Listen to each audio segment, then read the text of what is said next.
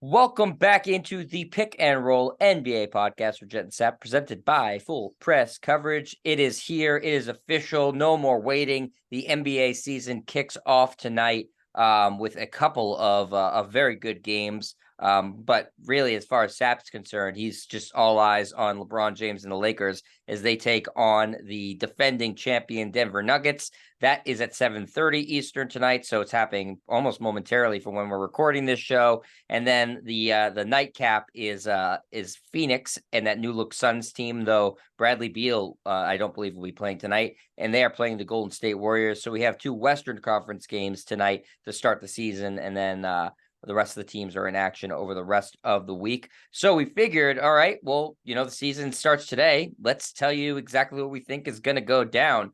So Sap, would you like to start in the Eastern or Western Conference? I will give you the honor of picking which conference we're going to preview first. Let's go west first, right, left to right, the way we look at it on a map. Ah, exactly. The way that we would read a book. We're not doing the Hebrew style where you read right to left. So we will do that, Sap. Starting in the Western Conference, obviously, the favorites, are the defending champions, as they should be. The Denver Nuggets made pretty much mincemeat, Sap, of the competition, marching pretty dominantly towards the title last year. How do you see Denver shaping up as they try to go back to back? They should be right there again. I mean, they were the best team in the Western Conference from start to finish a year ago. They have the best player in the world in Nikola Jokic. They're the defending champs. They only lost, 3 games in the postseason, or 4 It was very games actually in the dominant. postseason. It was dominant. He was dominant. They were dominant. They lost 1 to Minnesota. They lost 2 to Phoenix. They swept the Lakers, and they lost 1 to Miami. They were really never threatened. Maybe the Phoenix series because it was 2-2 after 4 games. So 16-4, that's outstanding. They didn't play any team with like a real big winning record, right? Like a lot of the teams they played were sub 500 or just above 500, or Phoenix had the best record of all the teams they played. So it wasn't like a tough road, but they made it look very easy because they were the best team without question. So they should be right there. I think you always have to put Phoenix in there with Kevin Durant and Devin Booker. Obviously, Bradley Beal will be a great number 3 for them. And I think they kind of filled out their roster as the training camp came and they were able to add those nice pieces. I think the Lakers, Golden State, look, the 4 teams that are playing on opening night were the 4 semifinalists a year ago. So it would not be a shock if those are the same 4 teams when we get to May and we're in the conference semifinal round. Yeah. I mean, it was an interesting season in the Western Conference, Sap, in terms of who made the conference finals, because for a long time, it was looking like the Lakers were just not going to be able to get out of their own way, and maybe they were going to even miss the playoffs. But they made some shrewd moves at the trade deadline, and it really propelled them. And we've talked about them a lot this offseason. They've improved on that. And so I think the Lakers are certainly going to be right in the mix. I agree with you there. Denver, you can't take them out because they're obviously defending champions. And you and I agree right now, the crown of best player in the world is Nikola Jokic. And so that's 2 of the teams right there. And then, like you're saying, the other 2 teams that were in the finals, were the Final Four last year, are playing each other, Golden State and Phoenix. It's hard to pick against Golden State, right? Because of all the success they've had. They're also just 1 year removed from a championship. But I will say in their series against the Lakers last year, age really started to show itself, Sap. And we're starting to see, I think, a little bit of cracks, not necessarily with Steph Curry, but about some of the supporting pieces. Draymond Green slowed down a little bit. Klay Thompson slowed down a little bit. Andrew Wiggins maybe has been figured out a little bit what his role is on that team. Now they don't have Jordan Poole anymore. The new addition is actually an old addition, if you want to go by age. And Chris Paul, how does he factor into that team? But I think that it's fair to ask some question marks about Golden State now that Poole is gone and they didn't look great in the playoffs, where usually they look like gangbusters. Yeah, they're a year older. You had Chris Paul, who was the second oldest major star in the league behind only LeBron James. And also, they're not a very big team. So when they faced the Lakers size dominated them. And look, if they were to play Denver in a playoff series, how exactly are they going to deal with Nikola Jokic? Maybe Draymond Green can irritate him enough, but still Jokic is just too big for Draymond Green.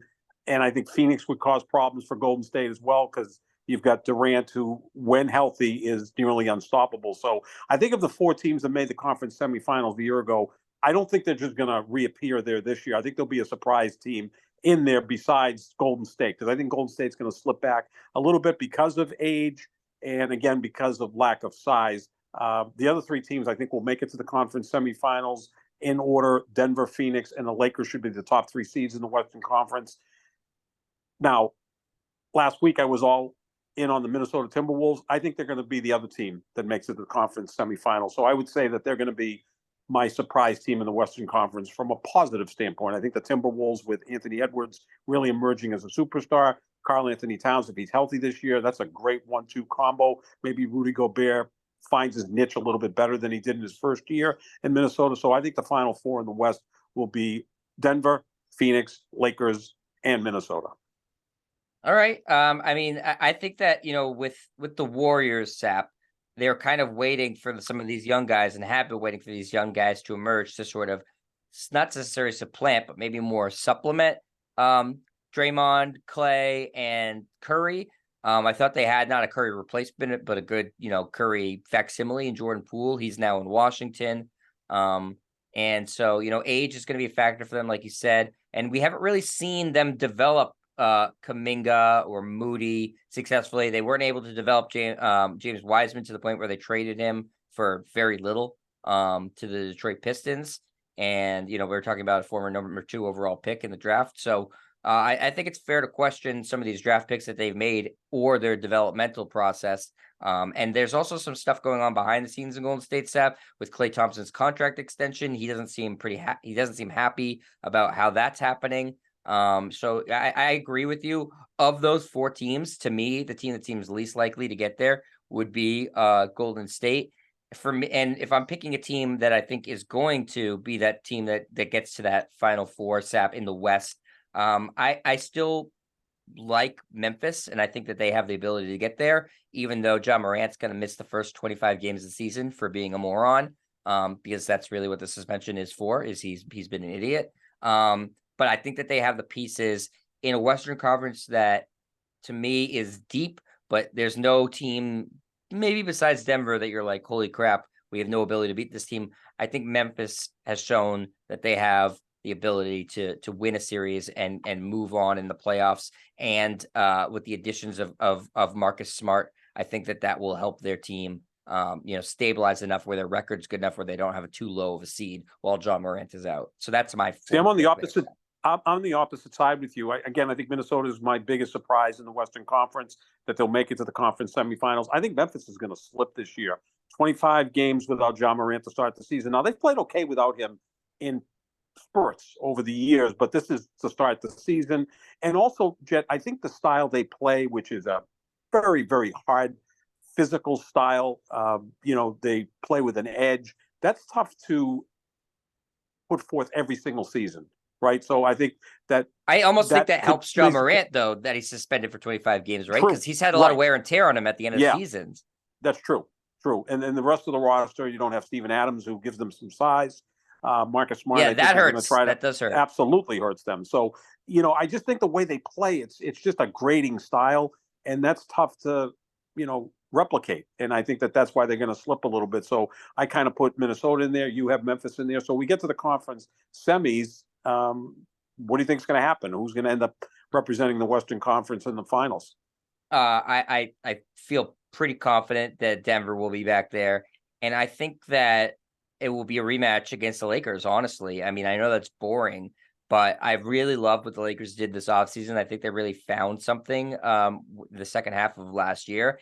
And as much as that pairing of Booker and Durant and Beal is like, holy crap, I don't know. They weren't that, and they never looked that impressive. And Durant was hurt for a lot of time. So I still have to see how it looks on the court, but I still have my doubts, and I have some doubts defensively about that team too. Oh, without question. Yeah. I mean, they have 3 players there that can all score and can also create for themselves and for each other. They're 3 really good passers: Bradley Beal, Devin Booker, Kevin Durant. I mean, there's going to be nights when that team is humming, they'll put up 135 points and win by 20 and look like the best team in basketball. But there'll be other nights when the shots aren't dropping or someone's out and the defense really slips and they'll lose to a team they should beat. So, yeah, the way I see it playing out is I think Denver beats Minnesota in the semifinals. The Lakers beat Phoenix in the semifinals. I, too, have the Lakers playing Denver in the conference finals. Look, we could rename this podcast the Purple and Green podcast if we really wanted to, right? Me for purple and you for green. So I'm going to go with the Lakers to win the West. I think Anthony Davis is sitting on a huge season. He does play well against Nikola Jokic. He just had some slip-ups last year. And the problem with the Lakers a year ago, Jet, was they started 2-10. So they expended so much energy to just get into the play-in tournament. Then they beat Minnesota in overtime in the play-in.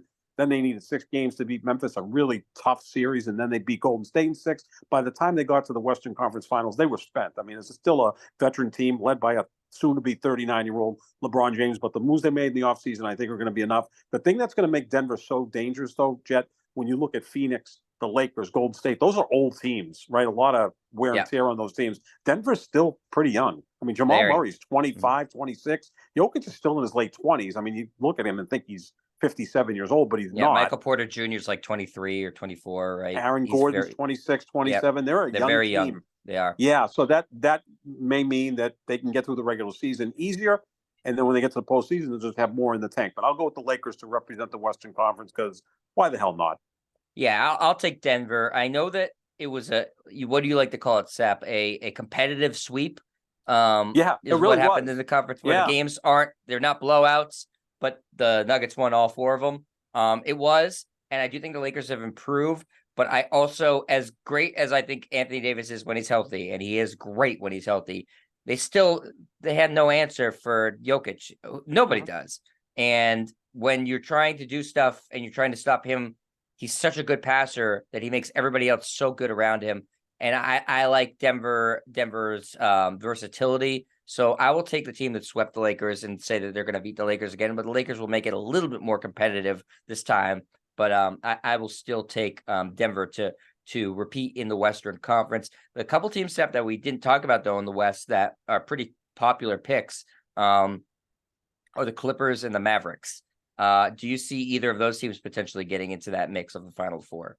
Low floor, high ceiling for both of those teams, right? Like if James Harden ends up with the Clippers and is engaged, I think he'd fit in nicely with Paul George and Kawhi Leonard because he's such a great facilitator. They do have a deep roster, but you also need to see if Kawhi Leonard and Paul George can give you 60 games apiece because when they play together, they're a tough out. Obviously, Dallas has that high-end talent with Luka Doncic and Kyrie Irving. It didn't really work last year, but that trade came late in the season, and sometimes it's tough for that to mesh in a final month or two of the season. You've added a nice player in Grant Williams, who will be a good role player for them, will kind of do the dirty work, defense, rebounding, can maybe hit some three-point shots, and he'll get some open looks with Doncic and, of course, Kyrie Irving creating so much space out there. Yeah, those two teams, again, very high ceiling, low floor. Those teams could implode, or they could just come out and really be hot from the beginning and be factors in the Western Conference. The West is just so deep, and we didn't even mention a team like Sacramento that was 3rd in the West last year. Yep. Other teams out there that could really be competitive. Yep. Oklahoma City. The Pelicans. Pelicans are loaded too. The Pelicans, if they're healthy with Zion, can be a factor. We know that if Chad Holmgren is healthy, Oklahoma City is going to be that much better with Shai Gilgeous-Alexander emerging as a top 15 type player. So yeah, it's deeper out west. But I think those 4 teams that we like, you like Memphis, I like Minnesota. I think those are still going to be the best teams in the conference. And the 3 best teams in the conference should be Denver, Lakers, Phoenix. Again, the only problem with Phoenix and the Lakers is they're so freaking old, especially their high-end talent. Yeah, absolutely. And Sep, so before we move on to the East, I got 2 questions for you. First question is, who's the worst team in the Western Conference? Who finishes at the dead last? I would say mostly Houston, but I think with Ime Udoka there, they're going to play defense, and they're trying to build a culture there. But I would think that might be the choice. I don't think Portland's going to be all that bad. I think they got as much back in return for Dame Lillard as they could if Rob Williams can give them 50 games, and if Malcolm Brogdon is healthy. That's 2 nice players. I like Scoot Henderson. So I think that they can be a factor. I would probably say Houston might be the worst team in the Western Conference, but I don't think they're going to be an easy out because they will play defense for Ime Udoka. I'll say Utah. I still Could think be. that they're trying to lose, and as good as Laurie Markkinen was last year, history shows that he's not a consistent player. That was the best year of his career by far. I could see him regressing, and them losing a lot of games. And believe me, Danny Ainge would be plenty happy if they stink. My last question for you in the Western Conference, Sap, is, and we're going to talk about Rookie of the Year later on. Victor Wembanyama, the Spurs, a lot of attention is going to be on them all year long. Do they have a prayer of making the playoffs? You can make the play-in with 38, 39 wins, right? Because the conference is so deep. I think he's going to be incredible. I mean, that's not exactly a hot take. I mean, there's going to be nights where he looks a little lost out there. There's going to be other nights where you go, holy crap, we've never seen anything quite like this. The picture of him blocking Andrew Wiggins' 3-point attempt looked like it was drawn out of a comic book. He jumped from it's like he got the ball at the apex of its height. That's not when you're supposed to block a shot. It's crazy. No, he's 5'6" inches taller than Giannis and Kevin Durant, and yet he has a lot of their skills and athleticism. I mean, we're looking at someone who, if everything works out and the potential is filled, we could be looking at an all-time great player, right? I mean, that's not being hyperbolic. I think he can maybe get them to just outside the play-in or right into the play-in. I know the league wants to see that because he's fresh face that's just, so engaging and has a great personality. And I think he's going to fill arenas, not just in San Antonio, but on the road as well. He's going to be must-watch TV. But, yeah, I would like to see him do that. But, again, if he's going to be up for Rookie of the Year, he has to play 65 games, right? You have to play 65 or more games to qualify for those year-end awards. Is it going to be total load management with him? Again, 7'4", young. You got to be careful with those and it's the Spurs. Knees, ankles, and legs. And, yes, and Greg Popovich is not going to try to rush him and overuse him. So that's going to be a big debate going forward for Rookie of the Year. But no, I think he's going to be phenomenal. I mean, he's going to be on SportsCenter every single game he plays with 3 or 4 highlights that you go, holy crap, what was that? Yeah, absolutely. So I will say they do make the play-in, Sap. Okay. Do you want to put your money on the line there, Sap? I'll go with that. I'll go with that. Yeah, Popovich is such a great coach, and this guy last team in. Yeah, could be. And then it's a scary proposition facing a guy like that who on any given night could go, 30, 15, 8, and have a half a dozen blocks as well. I mean, he's that good. And maybe I'm fooling myself, Sap, because typically rookies don't impact winning, right? Your guy LeBron, as great as he was his rookie year, it's not like Cleveland was any good. Yeah, no, exactly. No, it takes time, because the schedule, the physicality, it's something new for them to learn. But I think this guy is such a unique talent. Absolutely. So I'm really excited to see him play. But let's move to the Eastern Conference, Sap, as we do exactly what you said. We had left to right. In the Eastern Conference, we talked a little bit about this the other week. Boston, Milwaukee are considered the 2 heavy favorites in that conference. And then you have the team that has won the Eastern Conference the past couple of years, with the exception of when Boston went to the finals, the Miami Heat. They're hanging around there. The 76ers have the reigning MVP and Joel Embiid. And then you kind of don't really know what to make of the rest of the conference, Sap. There's some teams that could rise and surprise. There's some teams that could fall. Cleveland is another team that I think a lot of people I know you are very high on too, Sap. So who's your Final Four in the Eastern Conference? Final Four will be Celtics, Milwaukee, Cleveland, and here's a total surprise. Again, there's always one team that kind of crashes the party a little bit. I'm going to go with the Atlanta Hawks. Quinn Snyder will he'll be coaching for a full season. They'll play defense. Trae Young is a guy who we've seen in the postseason can win a game or two. So all they really have to do is qualify for the playoffs and win a round. And if they're a 5 seed or a 4 seed, they'll be playing a team that they're as good as, whether it's like Philadelphia or the Knicks or someone like that. Although, the rumor out there today is the Knicks are obviously interested in Joel Embiid. And if I'm Philadelphia, I clean house. I don't know if I trade him to the Knicks, who are, 90 miles to the north of where you are and have somewhat of a rivalry, but I would clean house if I was Philadelphia because I think Joel Embiid's phenomenal, but he's now north of 30. How many more prime years does he have? So it might be time to move on from him. We know they're going to have to move on from James Harden, but yeah, I think that the final he might retire. Harden may, yeah. I mean, there's still plenty of money out there for him. And at some point, Daryl Morey's going to have to, poop or get off the pot, or Harden's going to have to poop or get off the pot, and something's going to have to get done. And I know Daryl Morey will hold out as long as he can, try to get as much value in return. But at some point, you got to get rid of the distraction. I like Tyrese Maxey a lot, but I think Embiid, winning that MVP, I think he's kind of feels fulfilled now. It's like he's filled out that Hall of Fame resume. I don't know if he'll be quite the same player this year. Watch, he'll probably go out and average 35 and 12 this year, which he's quite capable of doing. But I like Atlanta in that situation. I think Quinn Snyder will elevate them defensively. And Trae Young, he was outstanding in the playoffs last year. DeJounte Murray in his second year there. They could be a sneaky good team in the East. Yeah. So, I mean, Boston and Milwaukee, I think unless there's some major injuries, you could pencil those two teams in. And so I agree with you on Cleveland. I'm a huge Donovan Mitchell fan.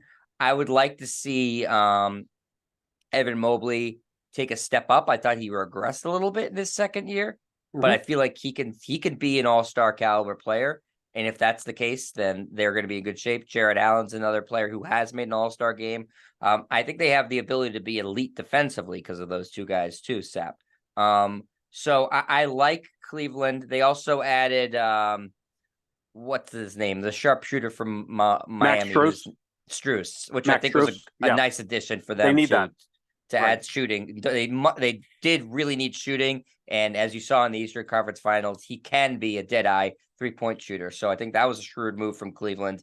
And then for my fourth team, yes, Sap, I like your idea of Atlanta, but I don't want to copy you there. I'm going to say Chicago.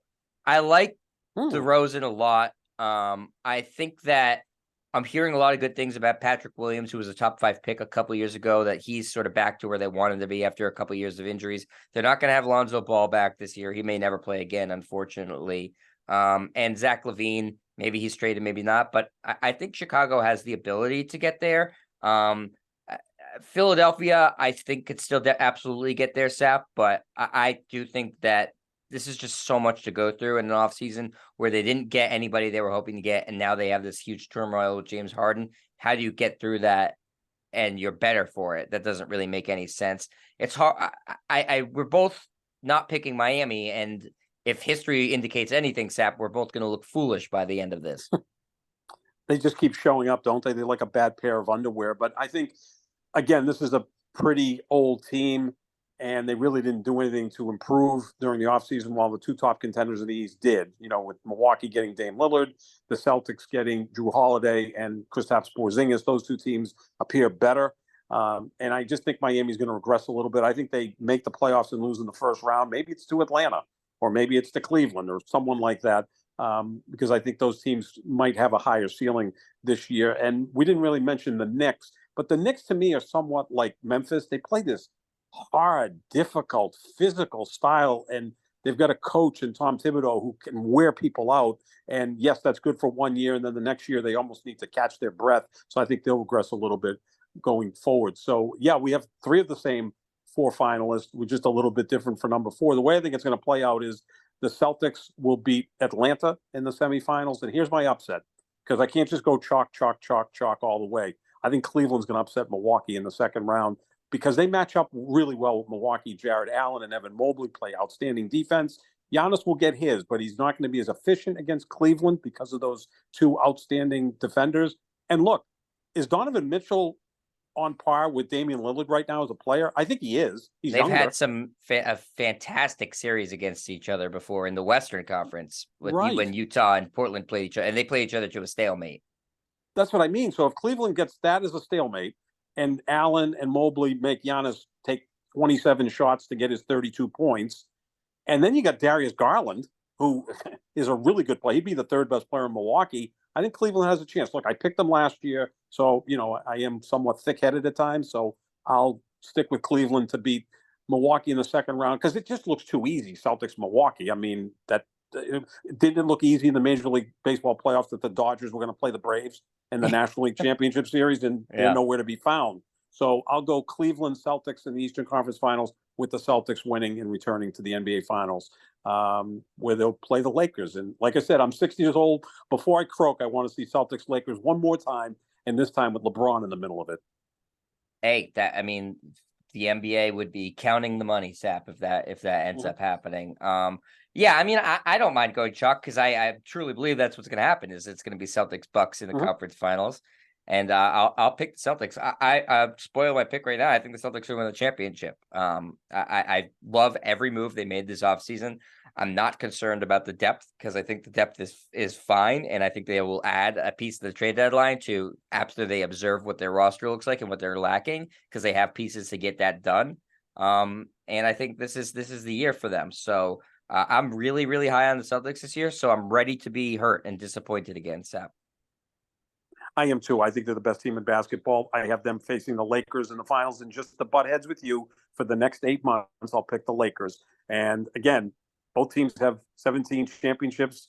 This is the tiebreaker this year, and then you put LeBron into this equation. It would be a fascinating final. Obviously, some parts of the country would probably be sick of it because they've met so many times for, in 3 different eras. I mean, they met often in the 60s, the 80s, then when you had Garnett and Kobe going up against each other in 2008 and 2010, people might be sick of it, but I think most people would appreciate this. So, I'll go purple, you go green. And that's, maybe the backup name of this podcast, the Purple and Green Podcast. If that's the case, whichever team was the championship, that color will go first. So if the Celtics win it, it'll be the green and purple podcast. I like that idea. If the Celtics play the Lakers in the finals and the Celtics lose, it will emotionally break me, Sap. I won't be able to continue with the show. I will be a mess. I don't know how I'd recover emotionally from that. That would be a dark day. It would be a dark day, Sap. But I would be very excited to watch.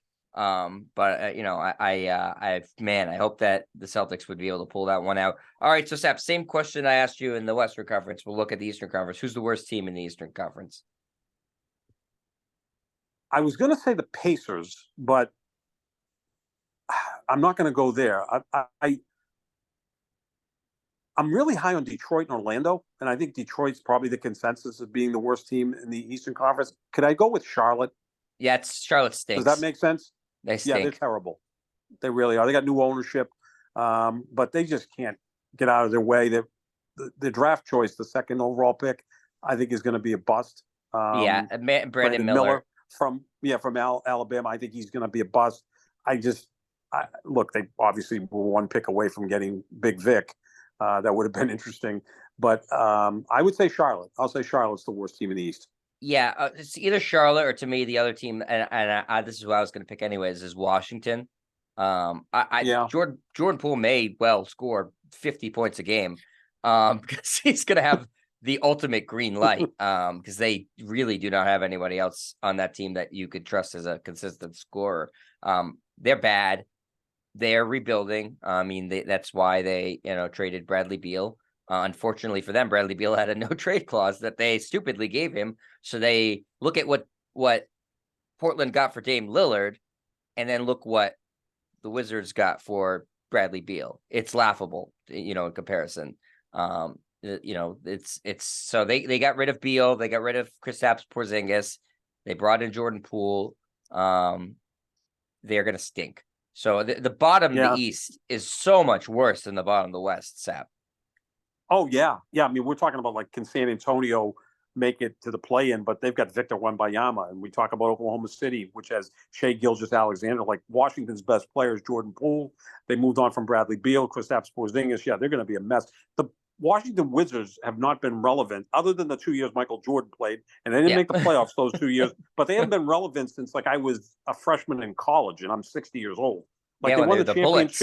They were the Bullets. I mean, and look, for a lot of my childhood, they were a model franchise. They were always in contention. The Celtics and Washington had great series in the 70s. In fact, Washington beat the Celtics in 75, then being swept by Golden State. They were a top franchise really from the late 60s to the very, very early 80s, maybe late 70s. And since then, they've just been totally irrelevant. They're almost like the Detroit Lions of the NBA. Yeah, never in my lifetime have they been relevant at all, except for, like you said, when Jordan was on their team. But they weren't relevant because they were good. They were relevant because Michael Jordan was on the team. He could have played for Malden High. That would have been relevant. Yeah. All right, Sap. So that leads us to we both gave our finals picks. You got the Lakers. I got the Celtics. Now we got to do the awards, Sap. So let's start with the big one. Who you got as MVP this year? Well, I've been pumping the tires of Anthony Davis. I picked him last year. I must just be the most thick-headed person. I keep picking the same thing from a year ago, although I was right last year when I picked Denver to win the title. Anthony Davis looks healthy, new contract. I think he's really motivated by losing that series to Denver, and I think he's going to have an MVP caliber season. Look, he had an MVP caliber season last year. He just didn't play enough, and the team wasn't successful enough. If he gives you 68 games, which is asking a lot for Anthony Davis, I get it, and plays at that same level, and the Lakers win 53, 54 games, I have him as MVP. I mean, it's obviously easy to pick either Jokic or Giannis, but I'll go with more of a long shot in Anthony Davis. All right, so that's what I'm going to do is the easy one, Sap. I'm going to take Jokic. I think what happened last year was Embiid was terrific last year. Don't want to take anything away, but there was voter fatigue, and then everybody saw Jokic play in the postseason and saw Embiid play in the postseason and said, maybe we should have just given the MVP to the guy who's actually the best player in basketball. And I think that the people who vote, the media vote, are awake to the fact that, Jokic pretty much every season is going to put up MVP caliber numbers, and we both have them finishing one in the Western Conference. So I think those two things combined will get him his third MVP, which puts him in very rare air. But if I were to take a long shot MVP, Sap, Anthony Davis is I'm sure, I don't know what the numbers, what the odds are, but I think that is a big long shot. I would say my long shot would be Donovan Mitchell if I had to pick a long shot MVP candidate. Finished fifth last year. Right. I'm so a huge again, fan. if Cleveland, I am too. I think he's a fantastic player. I think he's the closest thing to Dwayne Wade as a player. Agreed. Not quite as good as Dwayne Wade, but very similar in a sense. Not necessarily a pure shooter, but he makes shots when he has to, and just plays with a lot of physicality. Plays excellent defenses. Plays with an edge. He's got all of the same qualities as Dwayne Wade had, and I think that's his favorite player. So that works out pretty well, right? I mean, so I think that's a great choice because I think Cleveland's going to be right there in the East, kind of nestled in at number 3, not quite up to what Milwaukee and the Celtics are for the regular season, but I think clearly better than like Philadelphia, the Knicks, Atlanta, and then when they get to the postseason, I think they can upset Milwaukee. Of course, MVP is based on the regular season, but that's a really good choice. I also would throw Anthony Edwards in there if Minnesota's as good as I think. You are big on Anthony. It's hard to blame him. Oh, He's yeah. very, very likable guy and plays a very exciting game. Sure does. Sap Rookie of the Year, is it a foregone conclusion? No, I'm going to go with Scoot Henderson. I mean, that award is kind of tailor-made for a guard. He's going to play a lot of minutes in Portland. He's incredibly exciting. He's got some of Ja Morant in him, so we're going to see a lot of highlights of Scoot Henderson. And I just wonder if Victor Wembanyama is going to play enough. I think they're going to be very careful with him, so maybe he doesn't put up the numbers that he can, play as many minutes as he can, because they want to just kind of bring him along slowly. So I'll go with Scoot Henderson. But I mean, obviously the consensus is Big Vic to win Rookie of the Year, but I'll go with Scoot Henderson. I'll bring it back to 2003, 2004, Sap, where the finalists were, and people are expecting it to be Carmelo and LeBron were back and forth, and a lot of people felt Carmelo should have won Rookie of the Year. I think they played to about a draw in terms of their rookie statistics, but I think the league really wanted, LeBron James to win the award. And so LeBron James won the award. I think we'll have a similar case with Scoot Henderson and Victor Wembanyama this year, where they play pretty even, but the league will want Wembanyama to be the guy who takes home that trophy. And so I will say Wembanyama follows in the footsteps of two other great Spurs, Tim Duncan and David Robinson, and wins Rookie of the Year. I believe they both won Rookie. I know Tim Duncan did. I think David Robinson did as well. He did. Yeah. I mean, talking about a franchise that's been lucky, every once in a while they win the draft lottery and end up with incredible talents. But yeah, I mean, he's obviously the consensus pick. And I think you make a good point that the league would love to see him win an award. Maybe he's going to be Defensive Player of the Year for all we know. He might at this rate. Holy moly. Sap, Most Improved Player of the Year. I'm going to go with Anthony Edwards. Now, again, the guy was an all-star last year. I think he's going to vault into MVP contention. Certainly, at worst, second-team All-NBA, maybe first-team All-NBA. Another guy who every night you're going to see Anthony Edwards go for 38 and have like a monstrous dunk and hit a game-winning shot. It's tough to say most improved player is a guy who's already an all-star, but they've done that in the past. Remember, Ja Morant won most improved player, and he was coming off an all-star caliber season. So I'll go there with Anthony Edwards because I think he elevates to superstardom this year. Mikal Bridges for me. He's the lead dog in Brooklyn. I think that Ben Simmons is going to have a bounce back season. I don't remember. Is there a comeback player of the year award? He might win that, I guess. but maybe I'm the only person, Sap, who's going to say something nice about Ben Simmons. Usually I like to rag on him, but I thought he looked good in preseason. I'm there with you. I like the player. I mean, obviously he's tough to defend with the way he's kind of comported himself the last few years, but as a player, he's so unique, great defender, passer, rebounder. Obviously can't shoot to save his life, but he does all those other things. If you get him on the right roster, he can be an incredibly impactful player. But no, Mikal Bridges, when he got to Brooklyn last year, he didn't complain about going from a contender to a team that was going to make it into the play-in. He just went out and played great basketball. He's a sensational player. I'd like to see him make the All-Star team this year. Yeah, that would be really fun. Sap, defensive player of the year. Anthony Davis. I think that's going to tie in nicely with the MVP. I think he's the best defensive big in the league. I think in terms of smarts, position, he's the best of them all. Like Giannis will come up with highlight reel blocks. He'll come from the weak side, swat the thing into the seventh row. Anthony Davis, to me, is the best defensive big man in the sport. And again, I'm just kind of tying this all together. MVP caliber season, also defensive player of the year. My heart wants to say Kristaps Porzingis because I think he's going to have a big year defensively.